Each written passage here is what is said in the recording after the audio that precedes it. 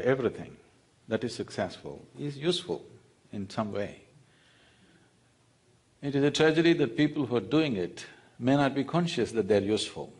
They may be just thinking of profit, profit, profit as the bottom line, but they don't understand or enjoy that they're creating something worthwhile for the world, which they're anyway doing. Actually, I must say this, the first time when I was at the Economic Forum in Davos, people were almost resentful. Why is a mystic attending a business meeting?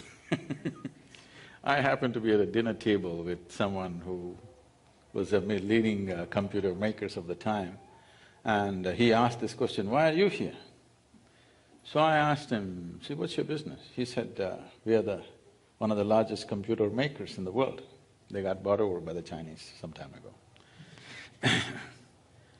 So I said, "See, whether you manufacture a computer or a safety pin, the essential business is human well-being. It's just that you've forgotten, that's the only problem with you. Whether you make safety pin or spacecraft, it's still useful to the people, that's the reason why it's in business. But you have forgotten, and because of that you suffer. If you were conscious of this, you would enjoy the process of doing it, and maybe you would do better things than simply doing something that after 25 years you will regret, or the world will regret that we did this." So business survives and thrives only because it's useful to people. So I don't believe that you have to be socially conscious on top of it. If you're not conscious, you won't survive. That's how I see it. It's just that they may not be enjoying that. They may not be enjoying that they are making a contribution to everybody's life on a daily life. I think they becoming conscious of that is important, so that doing business doesn't break people in the end. That success is right now breaking up people. I see successful people carrying a lot more miserable faces than not so successful people. You will see not so successful people walking the beach and they're much happier. The very successful people are carrying stiff, rigid, long faces, and that's a wrong message, because success is the sweetest thing on the planet. In human life, success is important. Right now, successful people are sending out a message that success is suffering, and that's bad.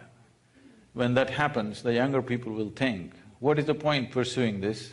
Smoking pot on the street side is better than being successful, at least we are happy. This philosophy will evolve. Once we have suffered this 40 years ago, we will again come to this if we do not send out the message that success is sweet and wonderful. And that will happen if they become conscious of the contributions that they're making. Do you think… for me, success though, how it's defined, you're defining it as being happy, and that it's enjoying it, that it's having pleasure from doing what you do initially, not because of the actual outcome.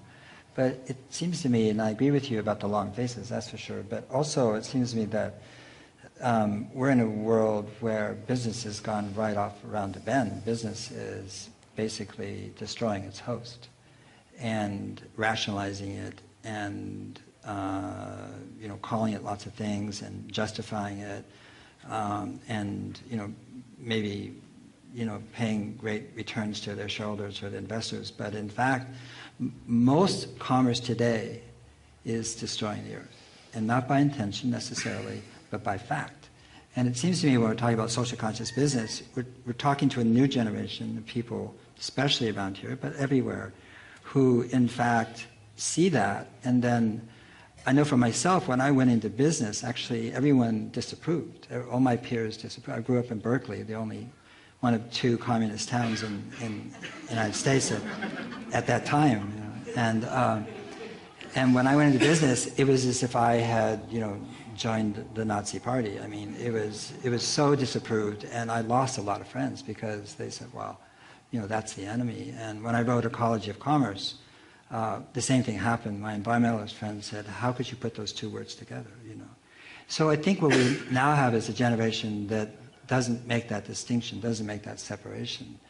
And for them, what they have to deal with is a investment community. We talked about venture capitalists, a community of, or a ethos, if you will, in commerce that is about speed, it's about growth, it's about, it's not about the very things that you're talking about. And it seems to me that we're trying to restore, and I think what is happening is people are trying to bring back this thing, the social, the societal, the local, that is to bring business back to us, which is not out there and not on the stock exchange and not something we read about, but something we interact with, something that actually does not only make us happy as the business people or the entrepreneurs, but actually makes other people happy. And I think that's hard to do right now because of the pressures. See, $1 that's floating around, there are too many people trying to eat from that $1 that's floating around, okay? So when you say venture capitalists, there are so many people who are trying to draw sustenance from the same dollar which is making the rounds. So when there is investment like this, being socially conscious, doing something which is not all about profit is difficult. People may talk about it, but when it actually comes to action, it'll become very difficult because the pressures of generating something for that many people who are eating out of that dollar becomes a certain process. Absolutely. And about you losing your friends. I made new ones, don't worry. Because when you talk about an idea, which is a fantastic idea, but they may lose their money, you will lose friends. It may be a great idea, long term, but today they're going to lose their dollar, you will lose friends. And for this to happen successfully, all these long-term ideas, it needs a certain level of administrative or governmental support. It cannot be done by active money which has to earn today to pay somebody tomorrow. That money cannot do this work. Right now, all this is trying to be done by private investors, and private investment is on a fast track. It has to generate money, you can't keep it 10 years investment or 15 years investment of a payback schedule. It has to pay back in the 3 months or 6 months or 1 year. This is not just the investor's hurry because the money comes from elsewhere. Who is in a hurry? And there are too many people on the way who are in a rush. So, if these long-term ideas, which are truly wonderful for the world, have to happen, the government needs to invest in that, otherwise it's never going to happen. It's only going to be a talk because private money cannot do that long-term. Private money will not go, it can't span itself that distance. We have some wonderful institutions here, the Rudolf Steiner Foundation, RSF, and then Woody Tash Slow Money. We have actually now people and organizations really coalescing around this idea of the speed of money, that is, slowing it down and extending the timelines in which money is supposed to have a return on capital.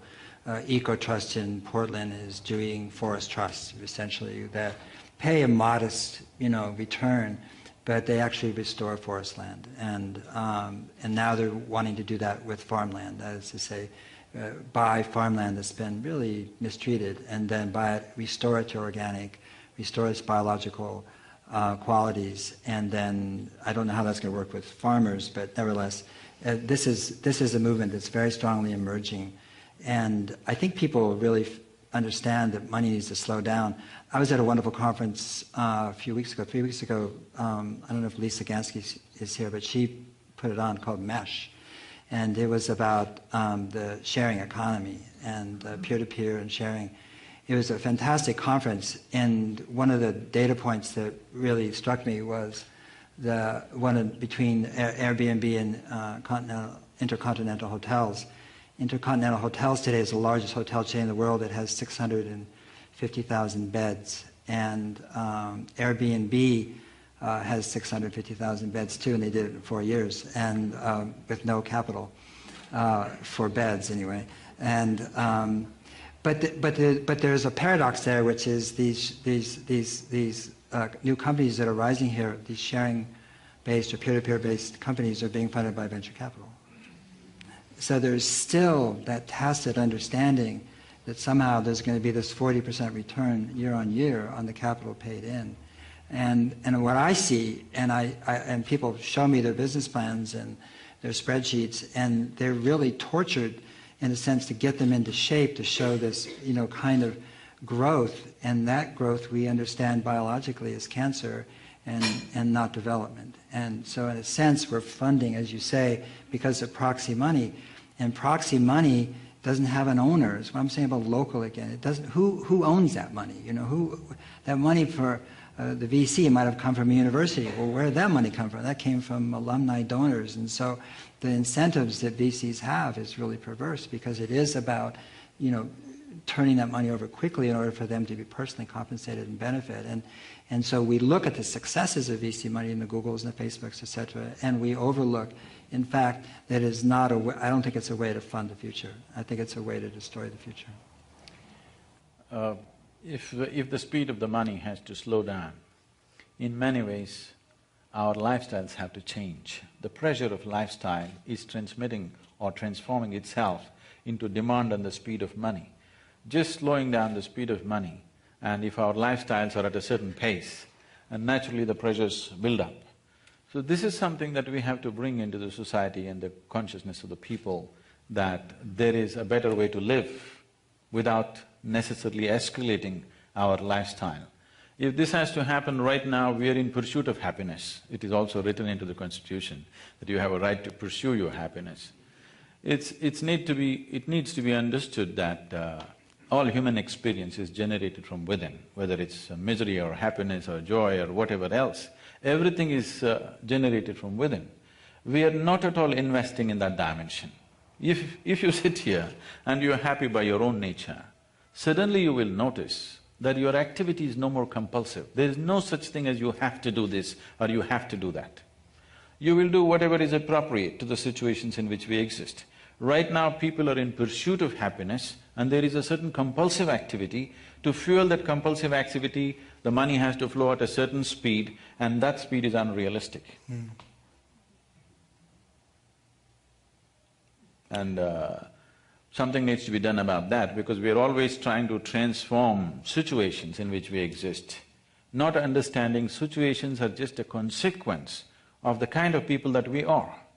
We are never trying to transform the individual people, we are always trying to transform the situation. No, don't bother about the situation. Situation is just a product of the type of people that we are. If you transform the individual person, then the situation will naturally transform.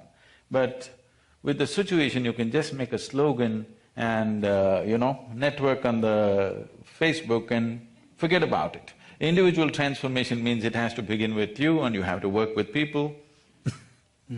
It's a long haul. Well, I think one of the things that we're seeing though is this, and if you look at the past 40 years, right now there's fantastic evolution in terms of people's awareness of what does comprise, I think it's an awkward term, socially conscious business, but I'll use it. And one of those aspects is localization, and localization on every aspect. I mean, not just food networks and local stores, but actually, money has to be localized. Because everything in business is really about relationships, again, social relationships. And the relationships have to be enduring and not based on money themselves. If it's based on money, it's not really a relationship, it's a transaction. And so money has to be localized, but it's not just money, energy has to be localized. We can't buy our solar panels from China. I'm sorry, it won't work. We buy oil from Saudi Arabia and our solar from China. What's changed? Nothing. And so what I feel is happening, and certainly the Bay Area is a hotbed of that, is this sense of transforming the cities, transforming neighborhoods, transforming the relationships people have, not in a sense looking for scale and rapid growth as a means to measure success, but looking at small artisanal food producers and restaurants, and now the maker revolution in San Francisco, where people are coming back to the city to actually make things that were made overseas, in fact. So you're seeing this really rapid prototypical change occurring in cities all over the world, and especially here and along the coast. And I think it's really the harbinger of sort of a new city-state mentality, where the hub isn't going to be New York and London and money center banks, but the hub is going to be the culture of cities that have this increasing vibrancy. Some of San Francisco's vibrancy is paid for because there's so much money here. But I mean, and there is. This is the richest place in the world now, from here south to San Jose. You are living in the richest place in the world. The only place that's richer is Mayfair, but that's because the Russian oligarchs and people live there, but it's not really that. This is it. You're in it. And so despite that, what I feel is a kind of authenticity growing up and developing and evolving, and I see it through SVN and so many other organizations, of people realizing that they have to, in a sense, and I use a quote from my colleague Amanda Ravenhill, but people have to hold hands and collaborate. And it's different than being the entrepreneurial hero, the Promethean, over the top, I'm going to make it. And that's what I see starting to emerge. And I think that's a very, very happy, helpful, joyous even sign that people understand that. And that it's not dropping out, it's dropping in to what is humane. And as I've said, we need more humane beings. We have too many, maybe, people on the planet, but we need more humane beings. And you become humane by the way you connect to each other. And so in the end, to me, it's about falling in love. And so what is socially conscious? It's falling in love. Falling in love with your family, your friends, your community, with the place you are, with all the critters and creatures that live there and so forth. And once you're in love, what are you going to do? You're going to protect, you're going to nurture, you're going to, and you're not going to go off on a bender and try to make, $1 billion. Yeah, that's a very popular answer that I'm going to disagree with.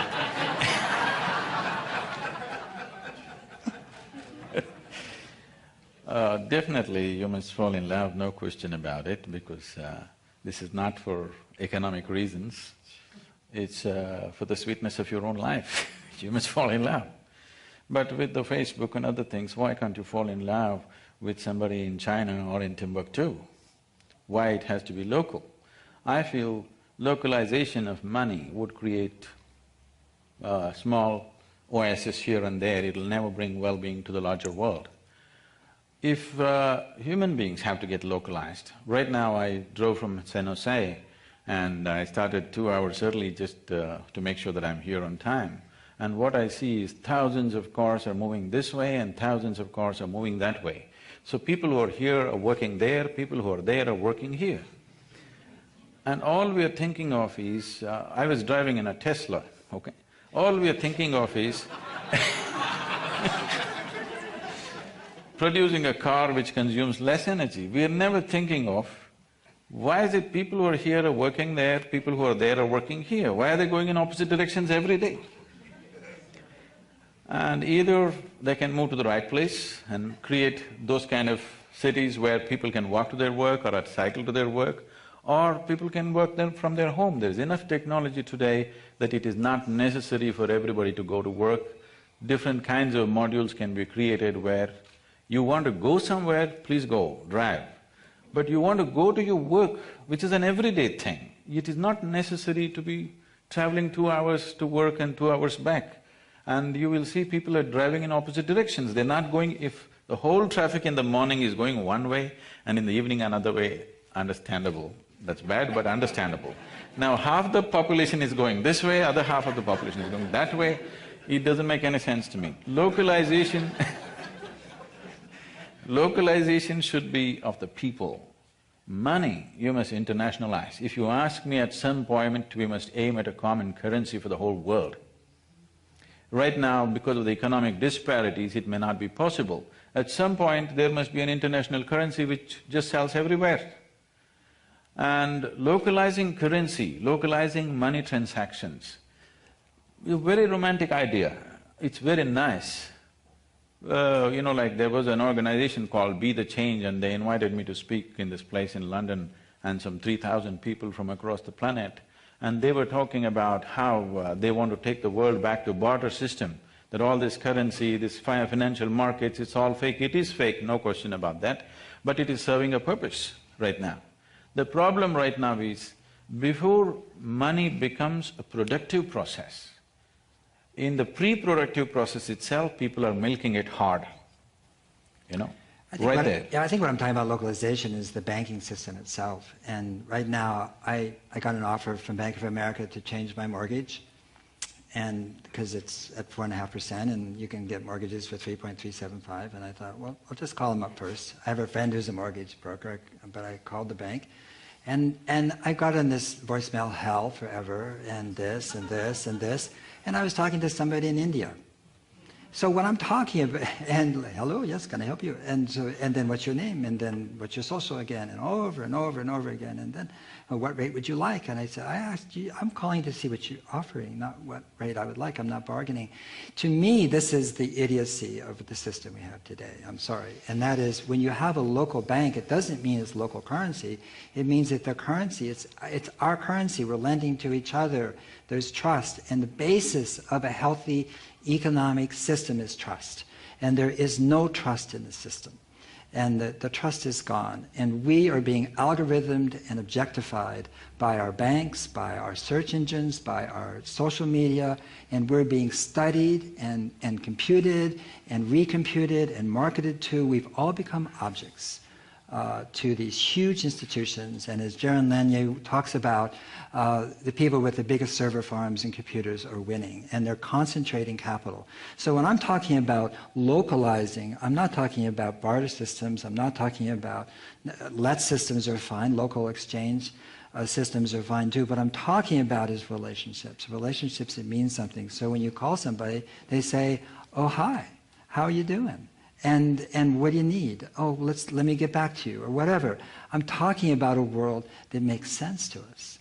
And I'm just saying, is it's scaling. The financial system is making us, sort of into, again, it's objectifying us, and it's making us into aliens, all of us, to a system that doesn't serve us. It's serving them, not us. And I think Lanier is very, very, very clear about this. When the 1% has more money than the middle class, democracy is dead.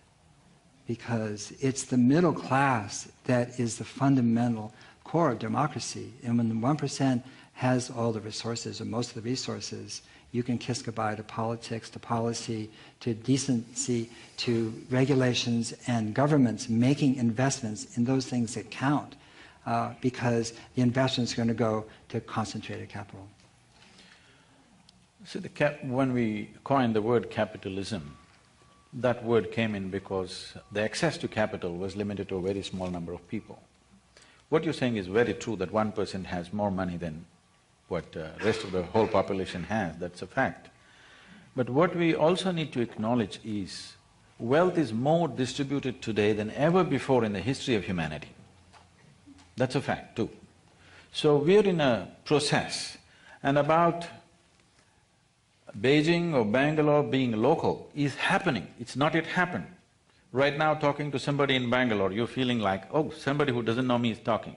But that will change too. You will feel Bangalore is a local place after some time. It is still new. It is still new happening. There are people who are falling in love halfway across the world right now because of their Facebook or whatever, okay? But he was embarrassed to tell me what time it was. It was 4 a.m. Nothing wrong with 4 a.m. Not if you're meditating, but if you're talking about mortgages. What I'm saying is, we have been used to certain things, but those things will change. As technology grows, I think a point will come, we don't know how far it is, a point will come where national boundaries won't mean anything. Because we are able to freely… If one person was not there, if Osama bin Laden was not there on this planet, if he did not exist, by now I think lot more transparency would have happened with technology. Right now we are using technology to wall us out, wall ourselves out. But we would have used technology to bring down all the walls if that one incident has not happened 10 years ago.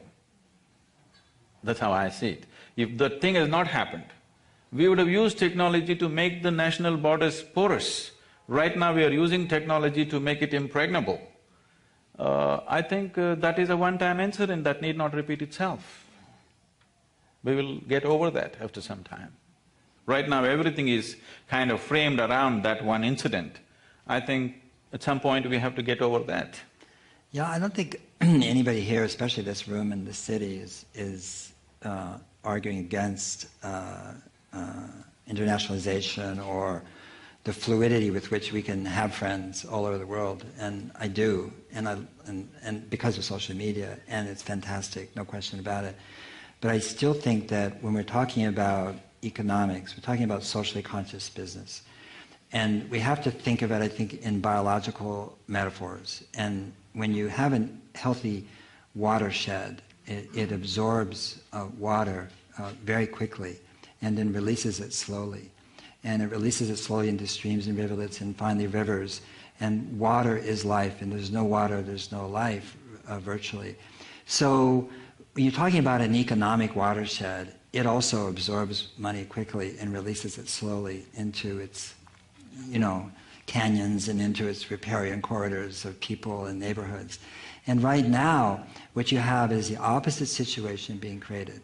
If you shop at a big box retailer, that money is in London that night. It's gone. It's not in this community at all. And only a very small amount of that money comes back. And so what I think we're seeing with what's being created and is really quite astonishing given the inertia and the momentum of the existing system that is almost overwhelming, is people trying to reconstruct what it means to have as I said, a humane and healthy society. And that involves transactions that are meaningful every step of the way. And it does not mean that money, when you spend it, is in London in somebody else's hands. I agree that it'd be really wonderful to have a common currency, no question about that, because it's politicized and used, and there's currency wars, and people pay the price for that, and that is unfair to them.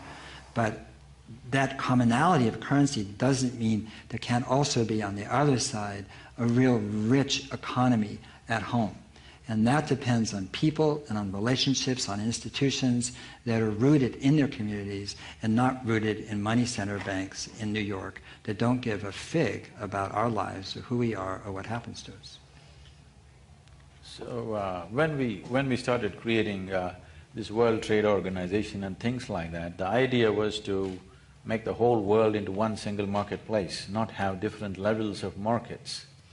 We have invested too much in that direction. But to get there, the journey is long. To get there, there are a few unpleasant steps that we have to take. When unpleasant steps need to be taken, when I say unpleasant, uncomfortable steps for ourselves, when we have to take it, if we turn around because it's uncomfortable, then the price will be even bigger. And the question of local markets existing by themselves, they'll invariably happen for certain products. But the larger financial market, if it is not leveled out, the disparities will continue, distrust will continue. Right now, the way the nations are operating is never with each other, always against each other, one against the other. When big forces continue to operate one against the other, the expense of it is too much.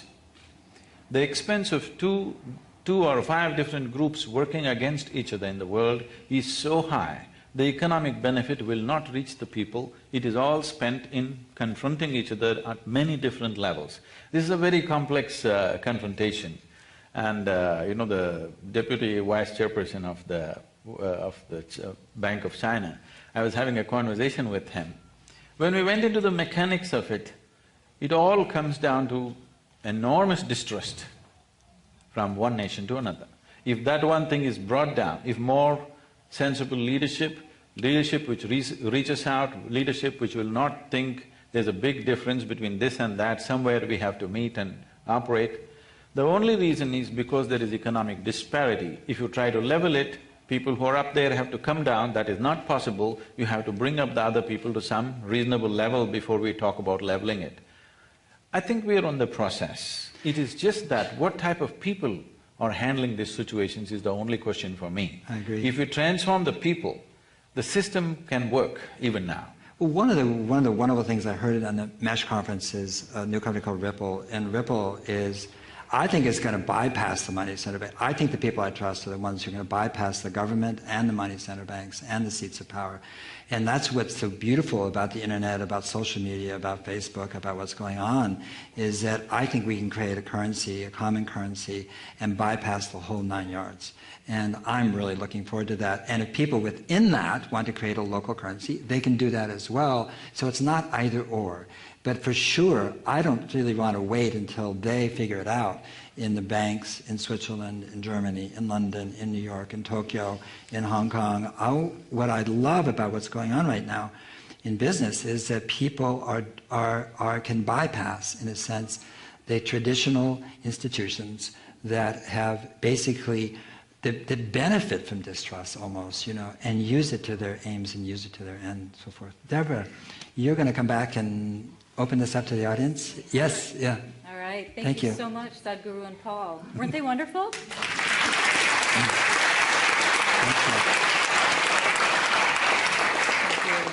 As a reminder to our radio audience, this program is presented by the Commonwealth Club's Inforum, Connect Your Intellect. For more information about Inforum and its upcoming events, please visit facebook.com/InforumSF or follow us on Twitter @InforumSF.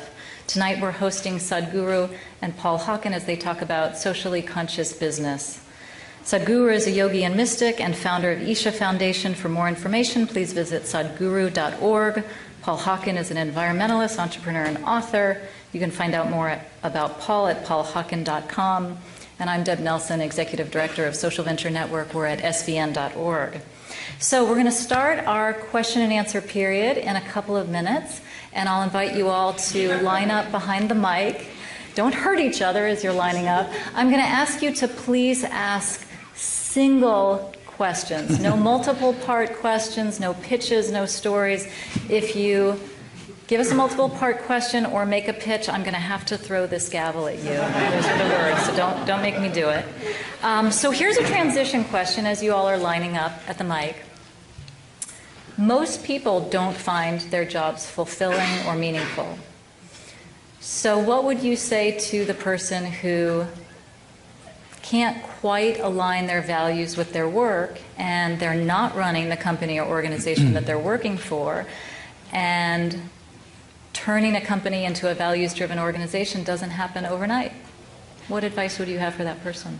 Well, the thing you'll notice is that the companies that really do make a difference, it's because the CEO really got it, and she or he really understands, and that's when you see change. It doesn't mean that the work that people have done when they're not aligned with the CEO, or the CEO is too busy or doesn't have the literacy required, can't make a difference. They do. My suggestion to them is really to approach it like they're learning. It's a very rich learning experience. In fact, there couldn't be a richer one than going into a dysfunctional company. I mean, and you really, I'm serious. You learn so much, and really, it's very valuable because you won't stay there that long, and you'll be able to apply extraordinary amounts of insight that you wouldn't get from working at Patagonia, which is really a functional company in my opinion. And so, but I remember once dealing with a big multinational chemical company that does GMOs, and I won't name who they are, and we did, our colleague and I set up a thing where we got all the scientists together to create this spaceship, and there was a competition between all the chemical engineers, and they had to create a spaceship that would leave and come back in 100 years. And it could be as big as they wanted, and it could receive light, but you couldn't throw anything away.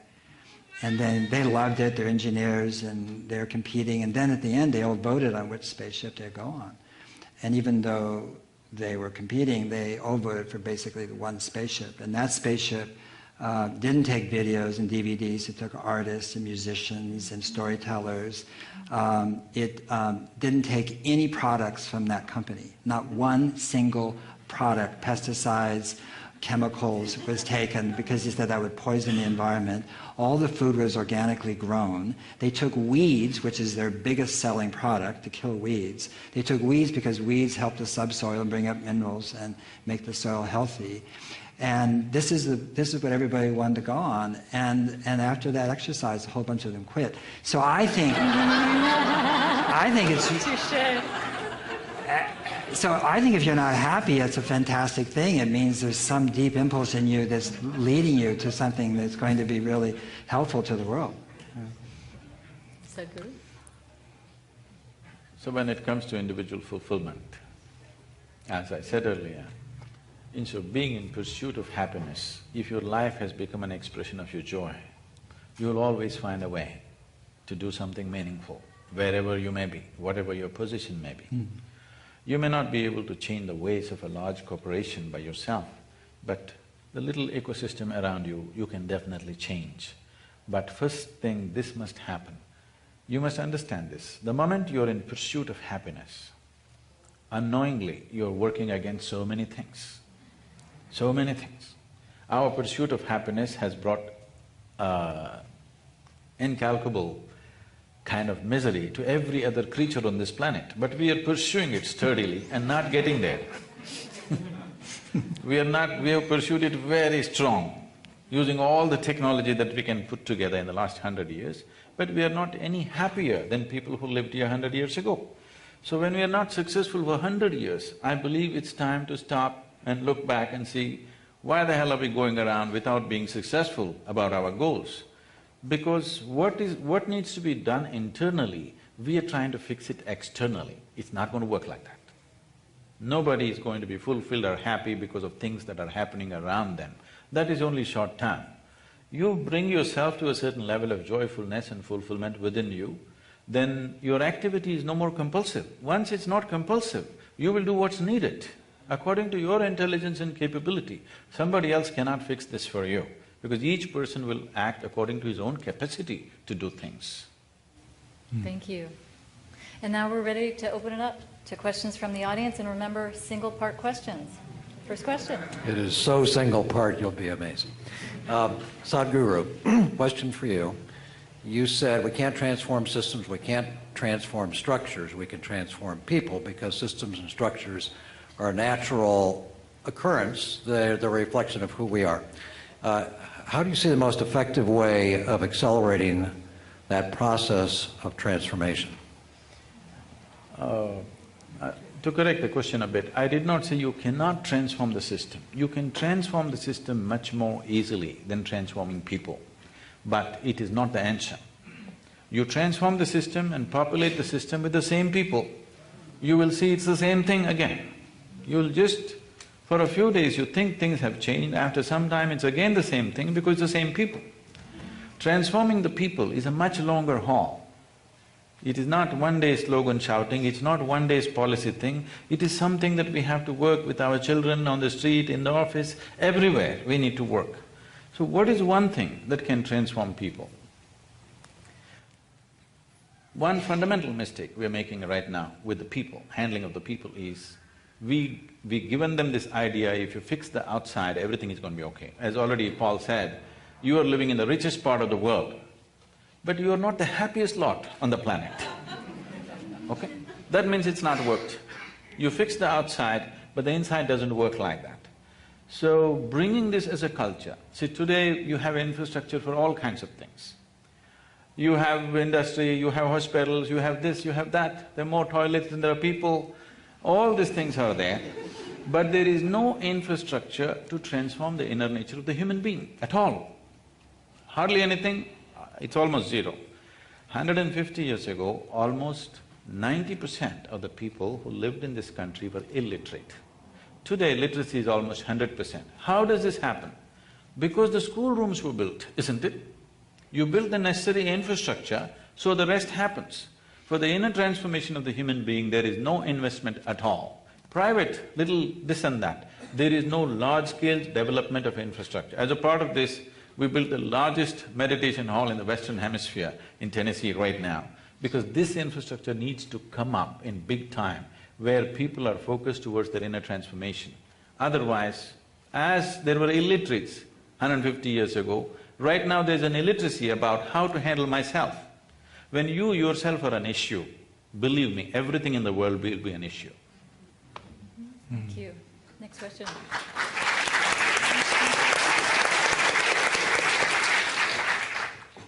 Thank you both. So much to think about. Paul, at the beginning, you talked about socially responsible businesses not being something new, but going back hundreds of years. And when I think about companies like Quaker Oats and A&P and the others that you mentioned, I'm back to Tom Robbins' question of how do you make love stay? What enables companies to stay in that founding spirit over long periods of time when the ones you mentioned, none of us would think of as particularly socially responsible? How is it kept and how is it lost? That's a really good question. I'm not sure they can because Ari DeGoose at Shell did a study on businesses, corporations that were over 400 or 500 years old. And the question is why? How did they get so old? And what he discovered was that if you had a being goal instead of a doing goal, then you could adapt and change because it was about who you were, what the company was in the world, as opposed to a rigid sense of what it does.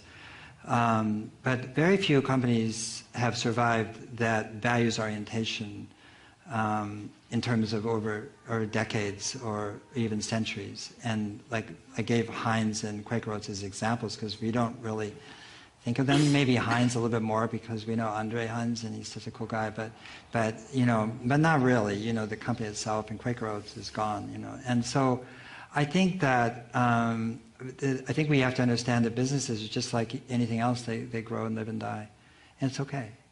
That they have a life. That is over. I do want to say that what I love is how social conscious businesses are morphing and changing and what they think about. Outside, you'll see some drinks called Rebel, which means roots, extracts, berries, bark, and leaves, and it was started by David Batstone. Not for Sale, which is really a business that's dedicated to sourcing and its ingredients from places where people were enslaved, and there's a lot of slaves right now in the world, and then selling them in a tonic that is actually good for you and has cat's claw and schizandra and ginseng and so forth in it, and the profits go to NFS, or at least some of the profits do, a lot of them. And I want to say, this is just a shameless plug, that the person who created it and the CEO is my son. So, but it's shameless in the sense that, he did so much better than I did when I started my first business. That's what I'm saying. And so there is this, I feel like there's the literacy about how to go about doing socially responsible businesses is just exploding. But how you make them last over time, I don't know if there is a way to do that, except when you do see a business that has a really strong culture like an IBM, it means there was one charismatic, in the best sense of the word, CEO who doesn't necessarily be the founder, but usually the founder, who set a kind of a state of in that company that just persists way past his or her death and into the future. Thank you. Good evening. Sadhguru, welcome to San Francisco. Thank you for sharing so much wisdom with us this evening. My question really goes to the question of motive. A lot of discussion between the two of you about consciousness and so on. And I'd like to set up a purposely difficult choice between a company, say, started by people with bad motives, mean people, self-aggrandizing, selfish, just not nice people, that achieve a wonderful outcome, some product that say they solve cancer, and another business started by people with wonderful intentions, environmentally responsible, holistic, a little commune, it's wonderful, and they achieve no success at all. Which is a better outcome for the world?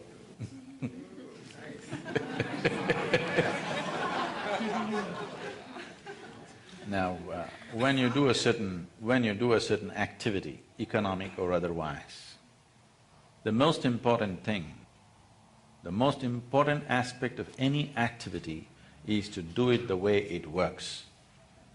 If you do something that doesn't work, that's nonsensical activity. Romantic maybe, but nonsensical, because you're wasting the resource on the planet and your own life in the process. So, romanticism is fine, but when it comes to action, it has to work, otherwise what's the point? It's better not to work. If you want to do things which are wonderful, but does not really produce results for somebody else, come to me, I'll tell you, just close your eyes and sit joyfully. I'll see that you're fed, you just simply happily sit in one place That's great, you're doing a wonderful job, at least you're not a problem, you know. So, intentions are fine, but any activity, if you do it, it must produce results, otherwise there's no meaning to that activity. Thank you. I had another question, but that comment has me. And what if doing focused on results ends up being exploitative, ends up being oppressive, ends up being not in the, I mean, I'll think about the women who were working in Bangalore, all right? Bangladesh.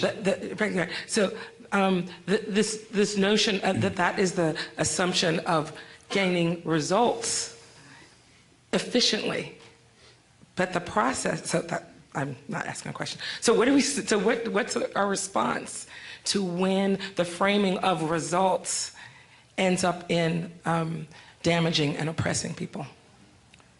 I would say the values that you have evolved with a certain level of economic well-being, please do not impose that on the rest of the world. Do you understand? Somewhere a child is working, somewhere a woman is sitting up in the night. Do not judge this. Either the choice is she sits up in the nights and works and sleeps in the morning and has her lunch and dinner, or she goes hungry. That's the choice she has. I prefer that she works in the night. I prefer a child, a 8-year-old child works rather than being on the street and malnourished and dying at 15, 20 years of age. I prefer he works. Unless you can really make the world in such a way that every child can go to school, everything can happen to everybody, till they reach such an economic status as a society, imposing your levels of values upon them is completely unfair and it's a misunderstood concept. I prefer the child eats and works, all right, it's exploitative, I know that, I'm completely against it within myself, but right now I'm okay with this, because at least he gets to eat. Next question. My question is for Sadhguru. Why is everybody shooting at me? Somebody get it. An easy one. So this is regarding the point that you made earlier about investments for conscious business should come more from government who have a longer-term vision than from venture capital who has a shorter-term vision. As an entrepreneur who is interested in doing a socially aware conscious business, where do I start? Because the government is not there yet and the venture capitalists don't have the long-term vision to fund an idea or organization that's going to take a longer period of time to produce results. Paul used some other term, I forget, but I would use the term, it's pressure money. The money is under pressure. This money you cannot invest on aspects which need a long gestation. Right now, almost every socially conscious or environmentally conscious business is dependent upon technological breakthroughs. Technological breakthroughs are always on indefinite gestation, okay? There is no such thing as, tomorrow morning we'll have a new technology ready, there's no such thing. It may happen tomorrow morning, it may happen 10 years later, nobody is certain about that. That will not come that way. Just because a few things have happened that way, it doesn't mean everything will happen that way. Technology doesn't come at will. It takes so much to happen around, you know. Nobody knows when it'll come. So this pressure money, which is on pressure, that it has to produce something on a daily basis, that money cannot serve that purpose. That's what I meant when I said the government has to chip in for these kind of things. Now that you are an entrepreneur, you want to do something ecologically sensitive and this, there are many opportunities to do, unless you're thinking of a breakthrough kind of stuff. If you're thinking of a breakthrough kind of thing, either you can join up Paul's company at a lower salary, or you can join up Isha Foundation, free, it's on a voluntary basis. You can choose. Thanks, I appreciate that. You'll be getting a lot of applications. Paul, did you want to add to that? It's difficult. I mean, it's exactly, I think, why we have this whole meeting tonight, I mean, this conversation, is that it's difficult to do the right thing in the world right now. Not difficult to feel that you want to do the right thing, but to actually implement it right now. And especially when it falls in the cracks between, something that's small and you don't really need much capital and something that needs a lot of capital paid in. The sources of those capital tend to be money under pressure. It's not the people are bad, the VCs and nothing like that. It's just that they're under pressure and from somebody else is under pressure, and the pressure goes to the company, and then you start to make decisions in a way that you perhaps wouldn't. And so I don't think there's any answer for that. And we don't have a good record in this country of governments actually making those decisions, investments. We actually have a pretty good record, though, in this country, and as other countries do, in the government investing in research and development. And I think that's where the government should go. And more money to education, more money to universities, more money to institutes that are doing legitimate research, and then they can figure out how to commercialize it and who to license it to. That makes a lot of sense to me. And I wish we weren't controlled by people who think government is bad in this country, or the Congress wasn't controlled that way. So we could start to invest in the future. And right now, basically, as I've said many times, we're basically, selling the future in the present and calling it GDP. And we're destroying our children's future and calling it, economic growth. And we could just as easily have an economic system which investments go to healing the future, to creating, natural capital, to restoring living systems, to restoring our forests and our river and our coral reefs and our oceans and our atmosphere and our children's education and so much more. And we can make money doing that way too. We can make money either way, and we're still stuck on this idea that somehow we've got to sell the future in the present, otherwise we won't get rich fast enough. And I somehow that has to really change, and I think it's only going to change by example. The small enterprise can run on pressure money, but the larger corporations and the government cannot run on pressure money. But right now, the government is running on pressure money, which is very unhealthy. Next question. Firstly, thank you, both of you. It was a really great discussion. I saw the topic, socially conscious business, and I was pretty much like how Sadhguruji talked about it. Every business is supposed to be socially conscious. So that's what I thought when I looked at the title. It was really useful, I should say, from my perspective, to see what's next in the socially conscious idea. So the question I have is pretty much for both of you. When I saw Paul talk about the objectification of a consumer, like when I, as a consumer, interact with a company, and then when I feel objectified, that's something that I don't want, right?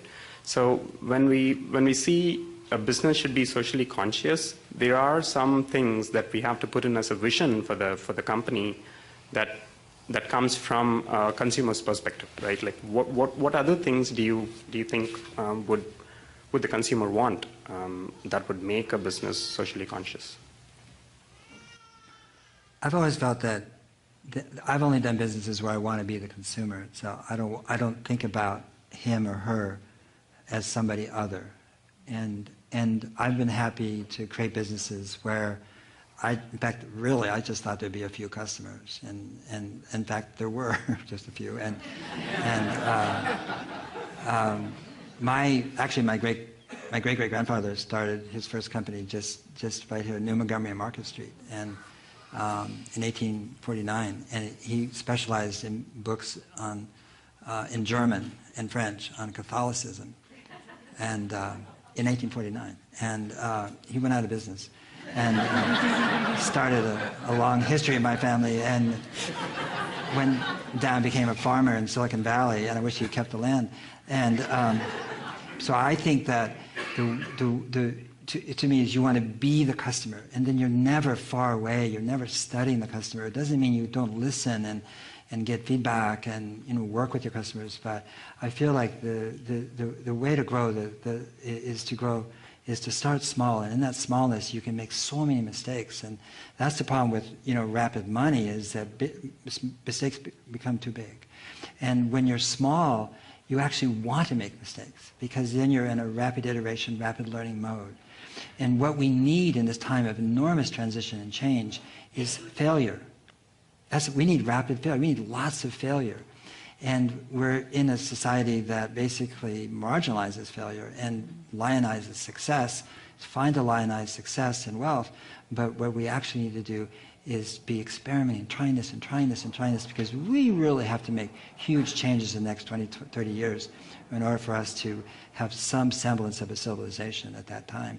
And I just think we need a way of looking at money and looking at a relationship where we actually, as they say, exalt and praise failure right from first grade on. And we need to create a culture where trying things and experimenting and learning is exalted. And I hope that's the change that we can bring forth. And I don't know how we can do that between government and big money. I think we do it with each other. I think foundations, which are so important, in terms of contributing to NGOs and civil society and so forth, they too have to get rid of this fear that runs their boards, like, oh, we made a bad grant. I hope so. Make another one, and another one, and another one. Oh, we found something that really works. Now put some money into that. So that's how evolution works. And we now are devolving. We're not evolving in many respects because all the big money wants to follow, basically, big money. And that's fine, but we really need to follow the outside, the margins, those people who are basically creating things that will forevermore be on the margins, in the sense that they're not going to aggregate into something that's huge and big. And so, we know how to do that. That's the thing. And I think that the beautiful thing about what's happening right now is that the way I read things, and I try not to read the headlines too much, is that humanity knows what to do. We do know what to do. It's not like, oh, what to do, We know what to do. And we're not listening to ourselves so well. Amen. Thank you, Paul. Thank you. It's time for our final question, and it's an informed tradition to ask all of our speakers the same last question, and that is, what are your 60-second ideas to change the world? We should. No, after you. Okay. The world has never been the problem. It's the people who are the problem. So, individual people, to transform individual people, something needs to be done. But 7.2 billion people is too much. So first thing is, there must be something to transform the leadership on the planet, particularly the leading nations. Why I'm saying the leading nations is, for example, right now United States has become a leader in so many ways. When I say leader, don't think of just economic and military powers. If you wear only blue-colored clothing, everybody in the world is wearing only blue pants all over the world. If you wear a tone pant, everybody is wearing tone pant. If you have a drink with carbon dioxide in it, everybody is drinking carbon dioxide. Okay? So there is a leadership. So transforming this nation, I feel, is very key, and particularly the leadership. When I say transformation, it's not about fixing somebody. It is about, you must recognize this, whenever any one of you is very joyful, you are a wonderful human being. Whenever you are unhappy, miserable, frustrated, you could be a nasty human being. So bringing the leadership to a certain level of inner clarity and pleasantness within themselves is very, very important, because only when a human being is pleasant, he is not pressured to do things compulsively. Because once you're a leader, every thought, every emotion, every action that you perform is going to impact millions of people. So, if your work is important, who you are needs to be worked at. If this one work we do, that the leadership on the planet at least becomes meditative, a little bit turning inward, if this happens, tremendous transformation will happen. When somebody asked me this question in the economic forum, one thing if you can do, Sadhguru, we can do for you, what is it? I said, get me 25 people for 5 days, I will transform the world within 3 to 5 years. Who are these 25? I named the 25 heads of state. Give them to me for 5 days, you will see the world is definitely transformed within 3 to 5 years, because they can change the world. You can start bottom up, but that's a long process. Do what you don't do. I think you must look at yourself very carefully, because the children are picking up everything rapidly, and they'll exaggerate everything that you're doing. So, one foremost thing is, at least make yourself in such a way that you would like to be. Somebody may not approve, it doesn't matter. At least you made yourself in such a way that you like the way you are. Gurus, no, women will not make good gurus, nor will men make good gurus. Unless you know how to be beyond the two, you can't be this. If you're a man or a woman, if you're stuck with your gender, then there's no chance of being a guru because you're looking at the mechanics of life in a completely different way. You're just looking at life as life. All the problems on the planet is simply because everybody has their own mission. And these missions are creating variety of conflict. If all of us sit here without any mission, mission means an assumed position of importance and agenda, individual agenda. If all of us can sit here, what is a human being longing for? Every human being. All of you, wherever you are right now, you would like to be little more than what you're right now, isn't it so? Hello? Yes. If that little more happens, what? Little more? If that happens, what?